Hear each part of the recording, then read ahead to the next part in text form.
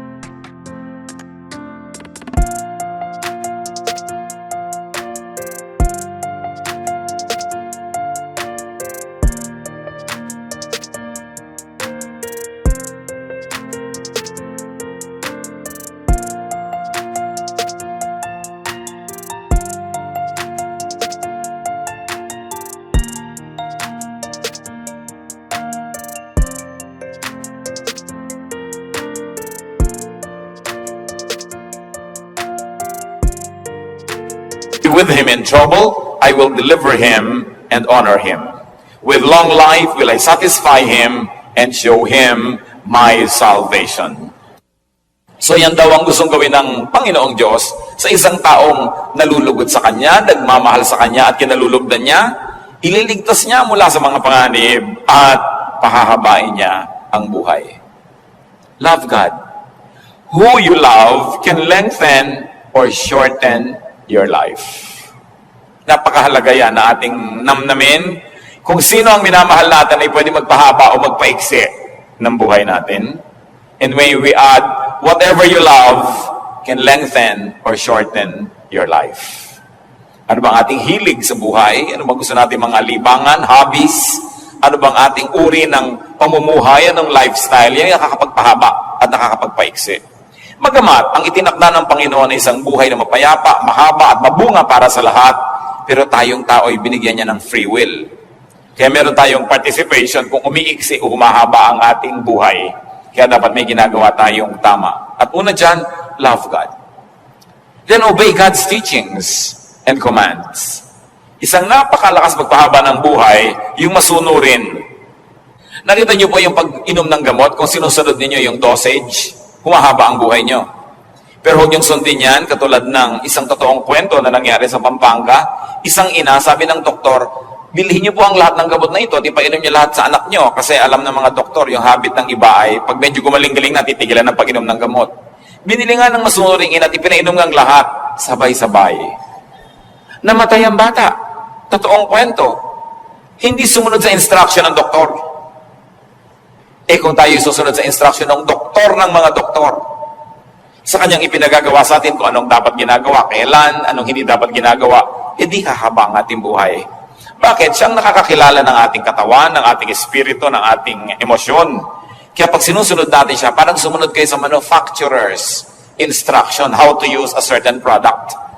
Kung yung kuryente mali, sinaksak mo sa ibang voltahe, sasabog agad yung gamit, patay na siya, tapos na yung buhay niya. Pagka hindi natin ginawa sa tama, masisira agad. Ganon din ang katawan ng tao. Yung may likha sa atin, ang nakaalam ng higit kung ano ang marapat. Deuteronomy 4:40, keep His decrees and commands, which I am giving you today, so that it may go well with you and your children after you, and that you may live long in the land the Lord your God gives you for all time. So ang pagsunod daw sa kautusan ng Diyos ay nangahulugan ng pagpapahaba ng buhay ng tao. Kaya pati po ang pagpapahinga, iniutos ng Diyos. 6 days you shall labor and do all your work, and on the 7th day you shall rest. Utos siya ng Panginoon. Yung iba sobrang sipag, hindi na nagpapahinga. Akala nyo natutuwa ang Diyos? No. Dahil pag sobrang sipag ka at hindi ka nagpapahinga, you are disobeying God. That's disobedience. Kahit pasabihin mo dahil sa kadakilaan, dahil sa kasipagan, pero alam ng Panginoon ang limit na kayang dalhin ng katawan ng tao sapagkat siya ang lumikha. And God remembers that we are dust.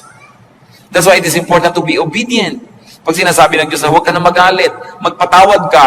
Akala nyo ba pinapalugi tayo ng Diyos pag sinasabing magpatawad ka?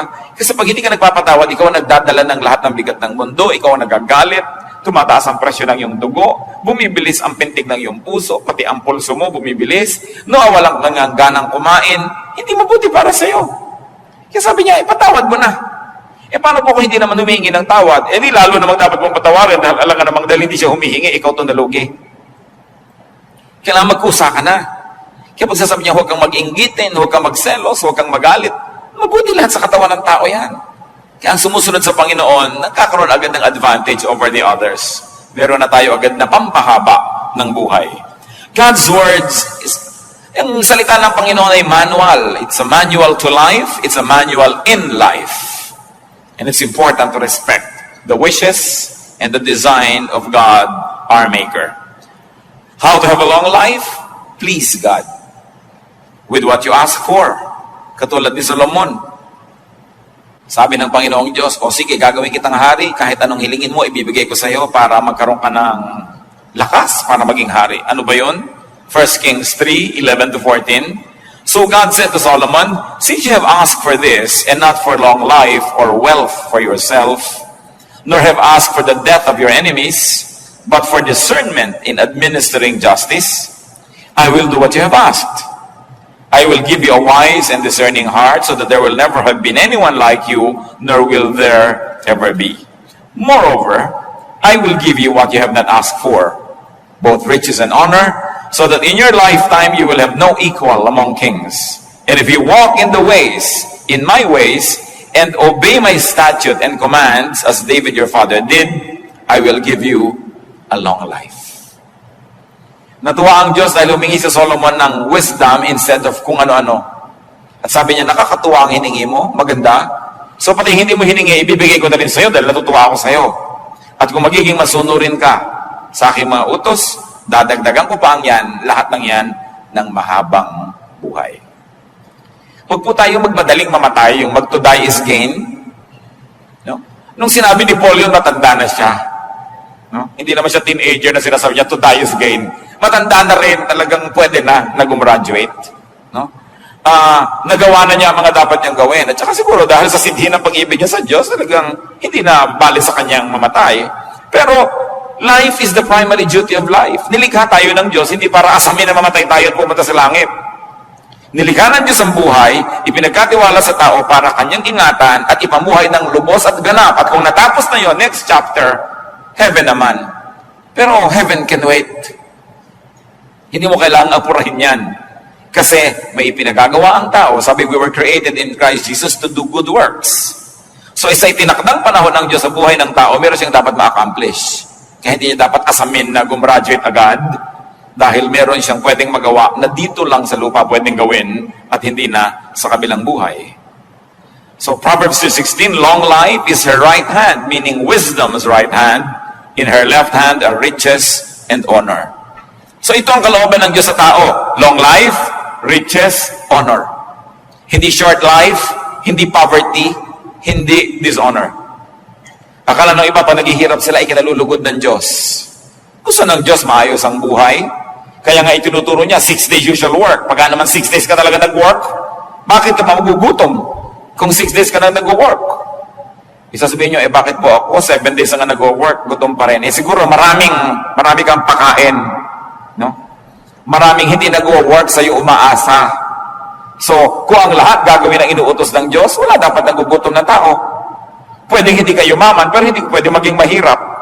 Kung ikaw lang nagtatrabaho, tapos wala kang pasanin sa buhay, hindi isang katerbang mga kapatid mo, mga kamag-anak, mag-aasawa ng maaga, pati gatas ng anak niya, iaasa sa'yo, talagang kahit 8 days a week, kulang sa'yo. Why? Because the others are not obeying God. Ang utos, the 6 days usual labor, inutos yan sa lahat. Hindi lang doon sa mangilan-ngilan ng miyembro na ating pamilya. Kaya nagkakaroon ng sobrang paghihirap dahil ang daming umaasa sa isang masipag o nagtatrabaho. Pero ang kalooban ng Diyos, riches. honor, wisdom. Kaya merong mahirap kalooban po ng Diyos. O hindi ka nilikha ng Diyos para sadistahin at kawawain. Inilikha ng Diyos ang napakaraming papaya para ma-afford ng lahat na magkaroon. Ba't hindi nakakakain yung iba? Kasi nga may inequity. May inequality in terms not only of wealth distribution but also in distribution of labor. Pero ang lahat ng yan, napakaraming pagkain ng mundo, maraming nasasayang lang nga Hindi nilikhaan ng Diyos ang tao para mahirapan. Ecclesiastes 2:26, to the man who pleases Him, God gives wisdom, knowledge, and happiness. So ang buhay din para maging masaya tayo. Huwag kayong mag-guilty. Kung kayo religious, dapat malungkot.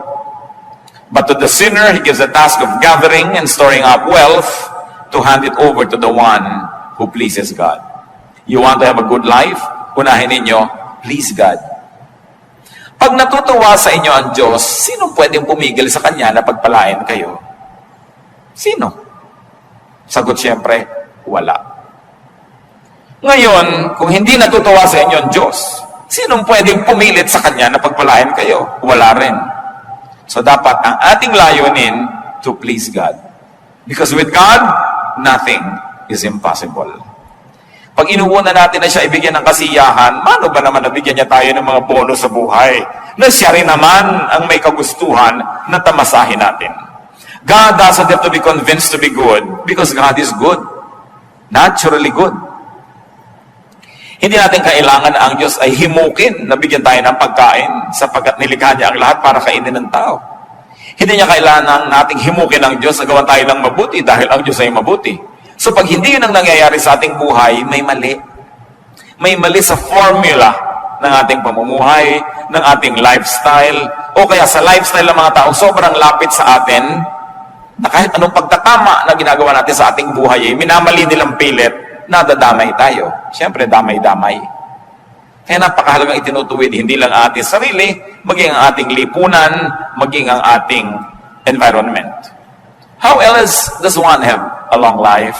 Honor and obey your parents. Lalong-lalo na sa mga young people. Exodus 20 verse 12, honor your father and your mother, so that you may live long in the land the Lord your God is giving you. This commandment about honoring one's father and mother is very interesting and very unique because among all the commands given in Exodus chapter 20, this is the only one that goes with the promise. Yung iba command, you shall not kill, you shall not commit adultery, you shall not do this, you shall not do that. Pero ito, honor your father and your mother, and when you obey it, the Lord will reward you with a long life. Mga kabataan, lalo na yung mga wala pang asawa, kung pipili kayo ng mapapangasawa,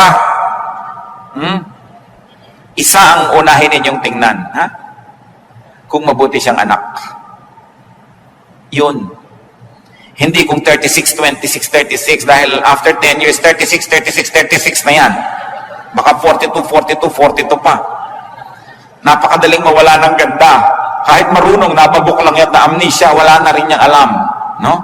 Pero ang pinangakuan ng Diyos, yung mabuti sa magulang, yun ang pinangakuan niya ng pagpapala. Gusto niya na magiging matahimik na buhay, magiging magandang ama o ina ng inyong magiging anak, tingnan niyo muna kung mabuting anak. Kung pabalang-balang sumagot sa magulang niya, tapos pagkakaharap ka, akala mo bulaklak na hindi makalabit, naku, arte lang yan. Kung ang sariling magulang na pinagmulan niya ay kanyang susuwailin at di niya gagawa ng mabuti, makakaasa ka ba na magiging mabuti sa iyo yan? Titingnan ninyo kung mabuting anak. Yun ang una ninyong titingnan kasi may pangako ang Diyos sa mga mabubuting anak. At madadamay kayo doon. Kung siya hindi mabuti, damay kayo. Kung siya mabuti, kasali rin kayo sa pagpapala dahil magiging kabiyak niya sa buhay. Ephesians 6:2-3, honor your father and mother, which is the first commandment with the promise that it may go well with you and that you may enjoy long life on the earth. Bakit nakakapagpahaba ng buhay ang masunurin sa magulang? Dahil sino ba namang magulang magsasabing, anak, eto mag-smoke ka na. No? O ito, maglasing ka na anak, ito drugs, ibinili kita. Huwag kang pumasok, umabsent ka, magpuyat ka. Sumali ka sa mga dangerous games, anak, maganda yan. Di ba? Magpagabi ka, hanggang kagabi-gabihan na sa kalsada. Sinong magulang ang magsasabi niyan? Di ba ang magulang lalo kang inilalayo sa panganib? Kaya pag masunurin ka, 1/2 na ng panganib na tanggal sa buhay mo. Dahil sino bang magulang ang magsusuong sa'yo sa panganib, liban na lang meron siyang mental illness. So, sumusunod ka pa lang, practically speaking, lumalayo ka na sa maraming gulo. Meron pang hindi lang practical. Yung beyond practical, yung natuwaan Diyos sa'yo. Kaya lalo kang pinagpapala. Parental teaching is next to God's Word in sincerity, in concern, and in wisdom.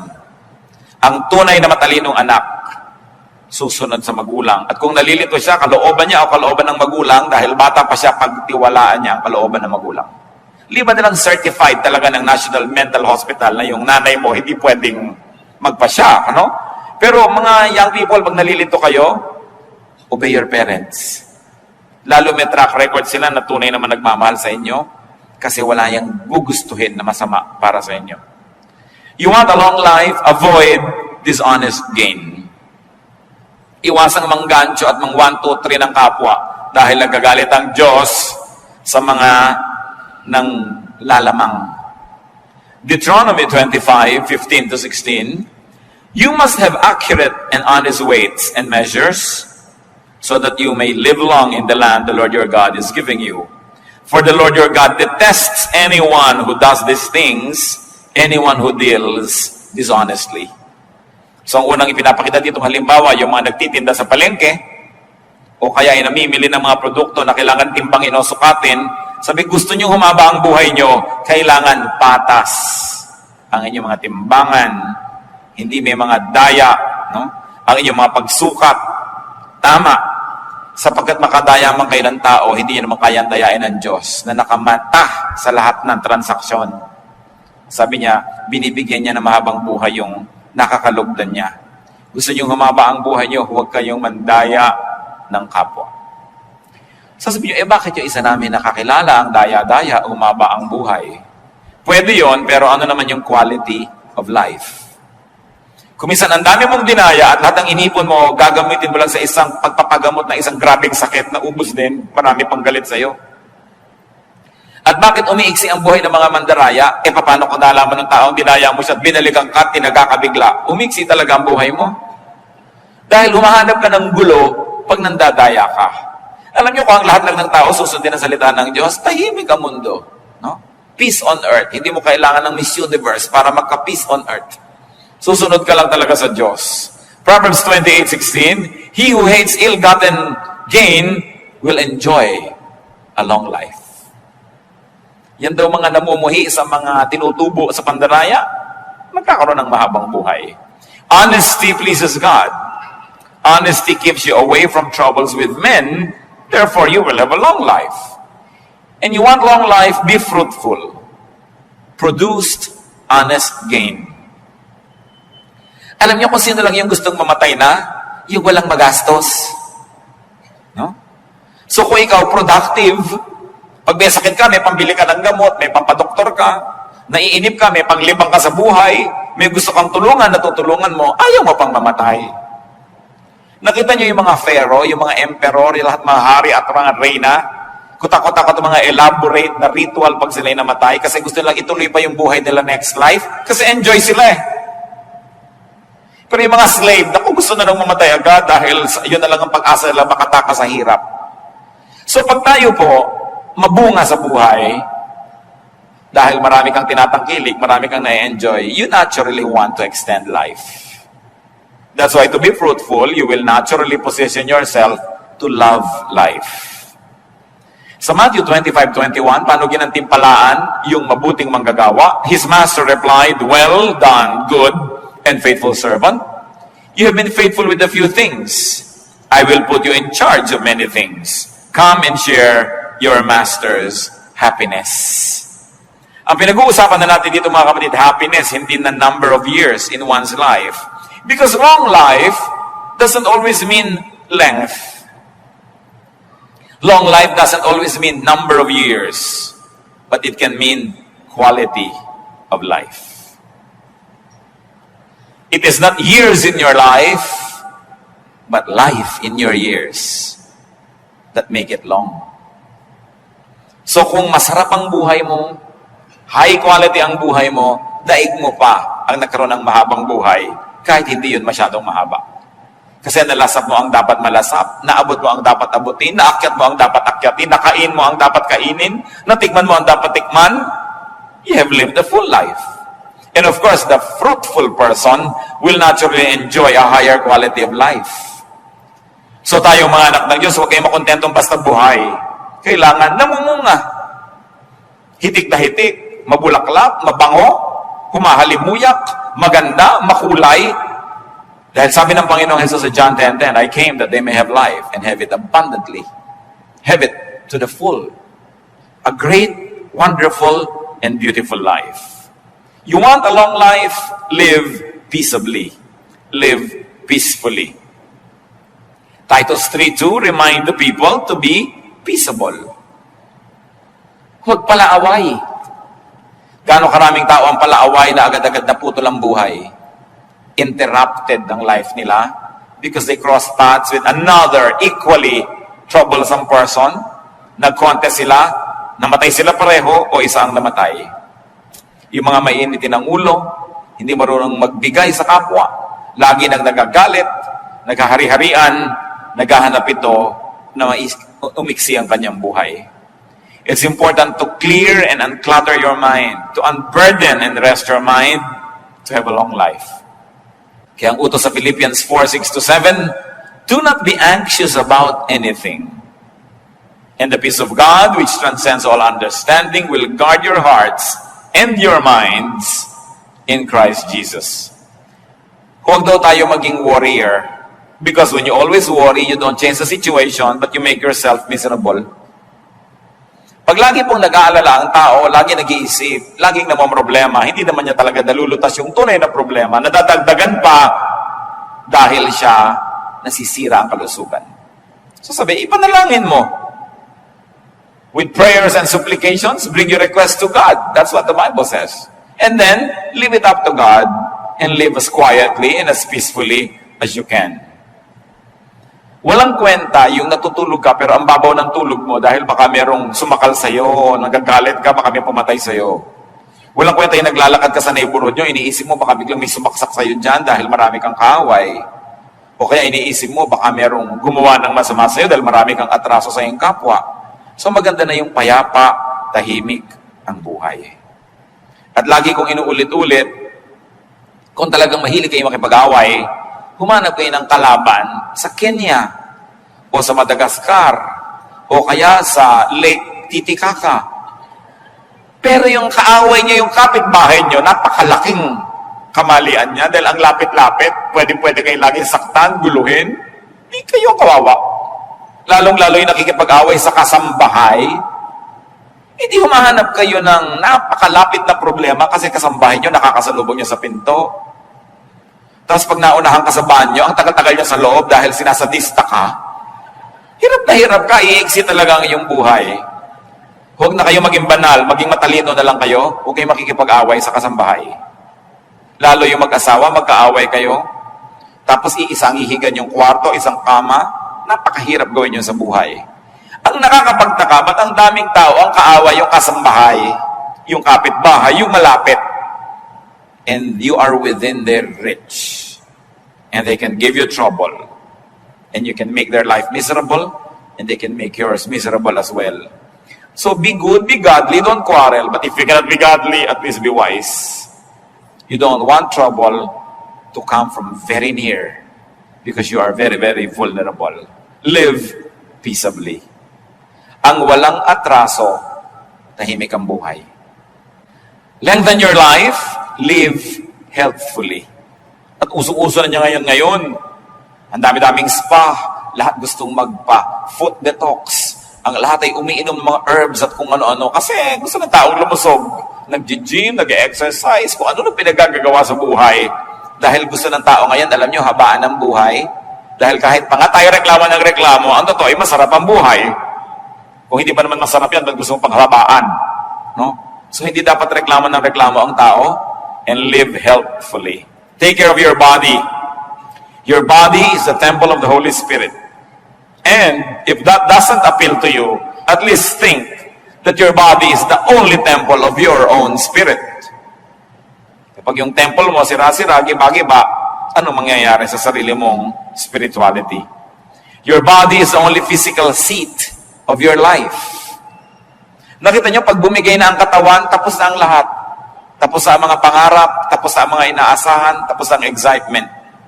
Pagka ang tiyan ayaw na mag-digest o ayaw tumanggap ng pagkain, wala nang appeal ang lahat ng pagkain. No? Wala nang kahulugan ng anumang bagay. Anong kahulugan ng mga kulay? Anong kahulugan ng magagandang hugis sa isang nabulag? Anong kahulugan ng lahat ng tunog sa isang bingi? So anong kahulugan ng ganda ng mga tanawin kung napakasakit ng nararamdaman mo sa loob ng iyong mga buto? Baliwala. Kaya ang tao pinapahalagahan niya ang kanyang katawan kasi doon lang siya pwedeng makikonekta with the physical world. Your spirit cannot connect with the physical world. It has to be your stomach, your eyes, your ears, your skin. They are the only ones created and equipped by God to perceive, to understand, and to interact with the natural world. So kailangan inaalagaan mo yung katawan. Isa dyan, napakasimpleng remedyo mga kapatid, drink lots of water. Water is life. Kaya nga pati ang Panginoong Hesus tinawag na, I am the living water. Ganun ang kahulugan ng tubig sa buhay.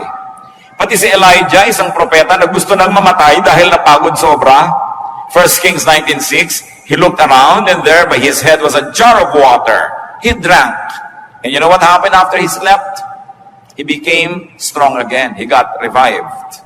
Napakahalaga ng tubig.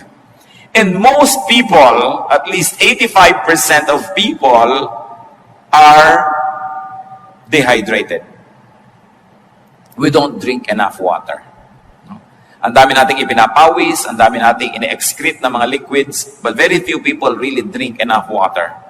Si Daniel, no, at ang kanyang mga kaibigan na Shadrach, Meshach, and Abednego, sila yung mga royal boys sa Judah, sa Israel, pero nung sila yung naging mga bihag sa kaharian ni Nebuchadnezzar, pinapakain sila ng king's food, pinapainom ng king's wine, they refused. Sana ayaw namin kumain ng mga matataba na pagkain na yan, yung mga masasarap na pagkain ng hari at uminom ng kanyang mga alak. Pakainin niyo lang kami ng gulay at painumin kami ng tubig. Sabi nung nagbabantay sa kanila, dahil mga prinsipe naman sila, mahalaga rin sila. Aba, mapapahamak ako pagka nakita kayo ng hina. Pakainin niyo lang kami ng gulay at painumin ng tubig 10 days, then test our strength. Pagka hindi nyo kami nakitang malakas, edi sige, kakainin na namin pinapakain nyo. At sinubok nga yun at nakita sila higit na malakas. Kaya doon sa kumakain ng karami-raming rich foods and rich drinks. Daniel 1:12, please test your servant for 10 days. Give us nothing but vegetables to eat and water to drink. At hindi sila nalugi. Napakahalaga na umiinom ang tao ng tama. Many drinks are time-released poison. Sa mga hapagkainan, nakikita mo kung minsan kung ano pinapainom ng host, hindi mabuti sa tao. Although masarap sa bibig, masarap ang lasa, masarap hanggang dito lang sa dila. Paglampas sa lalamunan, laso na. Kaya kailangan sinusuri ng tao at inuuri kung ano ang kanyang pinag-iinom sa buhay. Yung mga tubig na kinulayan ng mga madidilim na kulay, nilagyan ng isang katerbang asukal, ang mahal-mahal pa. Nakakabuti ba yan sa tao? Eat lots of clean vegetables, but drinks lots of water. So eat lots of vegetables and green leaves. Ganyan ang nakita natin halimbawa sa Biblia eh. Ang Panginoong Diyos, nung nilikha niya si Adan at si Eva, at tinuruan niya ng kung anong pwedeng kainin, anong sabi niya? All the fruits here you may eat. Right? Except one. So ang tunay na original na kagustuhan ng Diyos sa kainin ng tao, bungang kahoy. Hindi sinabing, yung ahas, kainin ninyo, yung ibon, kainin ninyo. Hindi, later lang nangyari yon. Pero yung unang-unang sinabi ng Diyos, ito, you are free to eat any of the fruits. Ibig sabihin, it comes from the plant kingdom, yung food ng tao, not from the animal kingdom. Noon lamang ang tao ay bumagsak na nagkasala, yun yung naisipang unang kainin, no? Yung mga kung ano-ano. Daniel 1:15-16, at the end of 10 days, they looked healthier and better nourished than any of the young men who ate the royal food. So the guard took away their choice food and the wine they were to drink and gave them vegetables instead. Ang sarap-sarap sigurong maging mahilig ka sa gulay. No? I was talking to one Chinese health practitioner. Sabi niya, you want a healthy life? Sabi niya ganon. 1:4. 1 portion meat to every 3 parts vegetable. No? Sabi ganon. At most. Sabi niya ganon. Dapat 1 portion. 25% lang. Hindi yung puro karne, tapos wala kang kagulay-gulay na kinakain. Diba? Pumunta na siya, tapos kinain mo pa lahat, ang bituka, ang dugo, ang lungs, ng hayop. Kinain mo na lahat, wala kang nang pinalampas. No? So, ano nangyari? Kaya ipinagbabawal sa Biblia rin yung pagkain ng dugo. Di ba pag gusto nyo malaman kung may sakit kayo, anong gagawin sa inyo? Blood test. Kasi nasa dugo yung sakit. Tapos kayo kakainin mo. No? Hindi naman natin sasabing huwag mong gawin yan. We have liberty to make a choice. Pero isip-isipin mo naman ang pinagagagawa natin sa buhay. Ezekiel 47:12, fruit trees of all kinds will grow on both banks of the river. Their leaves will not wither, nor will their fruit fail. Their fruit will serve for food, and their leaves for healing. Nakita niyo yung ipinasabi na mangyayari na bagong buhay, bagong mundo, bagong paraiso ng tao. Sabi ko na, nakakainin muli, prutas. Paano ka magkakaibiganin ng cobra kung gusto mo siyang iihaw? No? Paano ka naman magiging kaibigan ng mga hayop kung gusto mo siyang gawing pork chop? No? So, hindi magiging tahimik ang buhay mo. So, sabi niya, leaves for healing. So, nasa dahon ang mga pagpapagaling sa tao. You want to be literal? Think herbal. No? Na talagang nasa mga dahon, napakasarap na kinakain mo yung mga green leafy vegetables. Grade 2 pa tayo, tinuturo na yan na eat green leafy vegetables. No? Pero yung bang ginagawa natin sa buhay. And when you have to fast, fast correctly. May tao po nag-fast, ginaya si Jesus 40 days, namatay. Sa Diyos ko, bakit ko ako namatay? Ba't mo ginagaya si Jesus? Si Jesus ka ba? Diba? Hindi ka naman pinag-fast ng 40 days Di papako ka na rin, gayahin mo na siya ng lubos. No? So, sabi sa Matthew 6:16-18, when you fast, do not look somber as the hypocrites do. Put oil on your head and wash your face, so that it will not be obvious to men that you are fasting. In other words, there's a correct way to fast, and there's an incorrect way. So kung talagang convinced ka na magpa-fast, at least get medical advice. Kakayanin ba ng katawan mo yan? Makakabuti ba? Kasi up to a point, it's really good to fast because your body uses your stored energy. Sabi po nila, pag kumain ng tao sa gabi at natulog na siya, titigil ang buong metabolism. So lahat ng kinain niya, magiging taba. No? Dahil hindi naman nagamit Kaya yung iba gusto nila talaga, no eating after 6. Kasi sabi nila, it takes 3 hours to fully digest food. So pagkakain mo, dapat 3 hours ka pang gising bago ka matulog. Pero kung matutulog ka na mamaya, kumain ka pa sa katerba, magiging taba lang yun. Hindi mo magagamit. Yung after 6. Yung iba naman, ang dieta nila, after 6 courses. Tsaka pa lang sila titigil. Kaya talagang hindi natabla-tabla ng anumang dieta.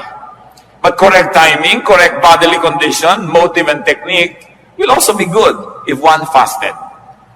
Pero dapat tama pati yung motivation. Hindi lang para ipagyabang mo nag-fast ka o dahil lahat may magpa-fast, sasali ka.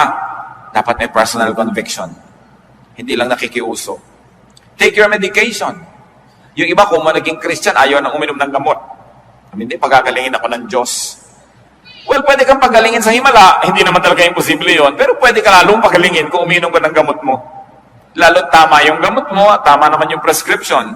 Si Timothy nga anong payo ni Paul? Dahil hindi matagal-tagal ang kanyang sakit ng tiyan, 1 Timothy 5:23, stop drinking only water and use a little wine because of your stomach and your frequent illnesses. So nagpayo si Paul na huwag lang tubig ang inumin, uminom daw ng wine. Alam niyo naman ang wine kasi cleaner than water in many parts of the world, especially during the ancient times. So sabi niya, huwag ka na lang inom ng mga tubig, may mga botete, mga tubig na may mga nakatirang palaka, etc., etc. Dahil kaya hindi ka na gumaling-galing. Uminom ka na lang ng wine at tanggalin mo yung arte mo na Christian kahit hindi ka umiinom niya. Dahil inang makakabuti sa iyo sa kayong kalagayan ngayon. No? So yung mga tao rin, pinaresetahan tayo ng gamot, Kung sa palagay nyo makakabuti sa inyo at ang nagreseta sa inyo ay kapanipaniwala, bakit hindi? Bakit nyo papaghihimalain ng Diyos samantalang pag ininom niya yung gamot, gagaling na kayo? Di mas madali, di ba? So, do what is easier. Use plants for medication. Maraming ganon din yung mga kuminsan nagkikimo, kuminsan ay nagra-radiation. Yung original complaint, nalulutas for a while, pero may ibang komplikasyon na nangyayari sa iyong katawan. Kaya dapat nag-iisip na rin ang tao, alin ba ang mabuti. Sapagkat hindi natin kailangan umalis sa Biblia para maghanap ng ganito mga halimbawa. Kitang-kita natin, pati ang kanilang pagpapalakas sa kanilang katawan. So do not belittle herbology, do not belittle the traditional use of herbs, except that it must be done in the right way, and of course, in a hygienic procedure. Live healthfully, have enough rest and sleep. Tulad po ng binanggit natin kanina. May hangganan ang kaya ng katawan ng tao. At ang taong maka-Diyos, igagalang niya yung hangganan na yon. Don't burn your candle at both ends. Kailangan meron talagang pahinga. 1 Kings 19:4-5, referring to Elijah, he came to a broom tree, sat down under it, and prayed that he might die. I have had enough, Lord, he said, take my life. I'm no better than my ancestors. Then he lay down under the tree and fell asleep. Sa bigat ng mga problema na dumating sa buhay ni Elijah, maging siya na napakadakilang propeta ay ginusto ng mamatay. Pero nung siya ay nakapamahinga, nakainom ng tubig, nakakain ng konting tinapay, na iba ang kanyang orientasyon, lumakas ang katawan at gusto na naman niyang mabuhay. Hindi ko alam kung may kasama tayo dito na kuminsan gusto na mamatay. Pero nawa, wala. Pero kung meron, baguhin nyo lang chemistry ng blood nyo, may iba yan. Ibahin nyo lang. Kumain kayo ng halo-halo. No? Magngat-ngat kayo ng panotsa. Kumain kayo ng pulot. Eat anything that gives you energy. Baka sa ilang sandali lang, sabi mo kanina, Lord, gusto ko nang mamatay. Nung makakaisa mo, Lord, joke only. Kung kayo'y parang nagnanais mamatay, sobra kayong depressed, kumain kayo ng kung ano. Kailangan baguhin nyo ang chemistry na inyong blood dahil maiibang andar na inyong utak. Importante yon. So kung meron sa inyo, tandaan nyo yan. Ano? Kung ano man yon, lalo yung gusto nyong kainin ninyo. Halimbawa, balik tumaba na kayo ng konti, isang araw lang naman, isang kain. Pero, when you are depressed, remember this. If you're going to remember this whole night, remember this only for this one thing. If you're depressed, change your body chemistry. Change it. Immediately eat something that you probably haven't eaten in a long time. Kahit ayaw ng katawan mo, kainin mo siya. Pag naiba ang body chemistry, maiba ang takbo ng iyong utak. Take it from Elijah. And rest. Kailangan ng pahinga. Long life means happiness. But remember this, happiness can also mean long life. Lengthen your life with happiness. Maraming problema ang mundo. Bakit kayo laging nanonood ng dramang malungkot? Bakit?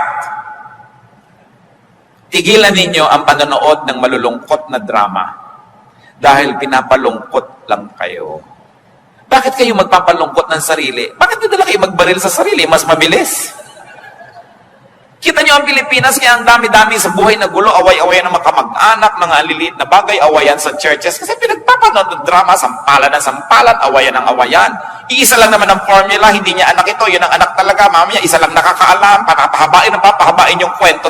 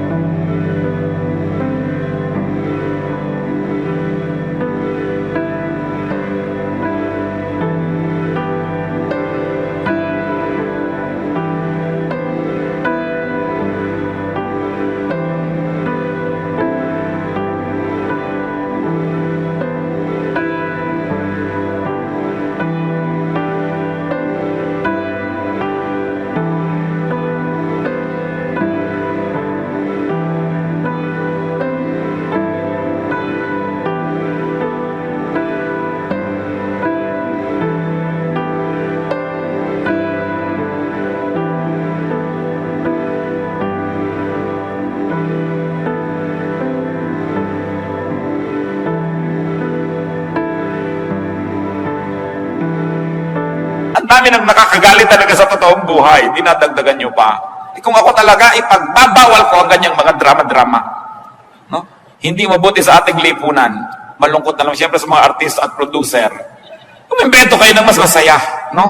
Yung mas maganda, yung nakaka-edify. Life is God's gift. You agree? So love life. Celebrate life. Live life to the fullest. Lengthen your life. And if I may end in this, brothers and sisters, help other people lengthen their own lives. Huwag niyong paiksiin ang buhay ng inyong kapwa dahil tinotorture nyo. Payagan nyo rin silang sumaya. Bigyan nyo rin sila ng lugar. Huwag nyo silang dominahin. Huwag nyong diktahan. Tigi-tigisa lang tayo ng buhay.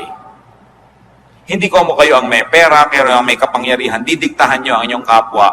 Kasi siya man, isa lang ang buhay niya. Live your life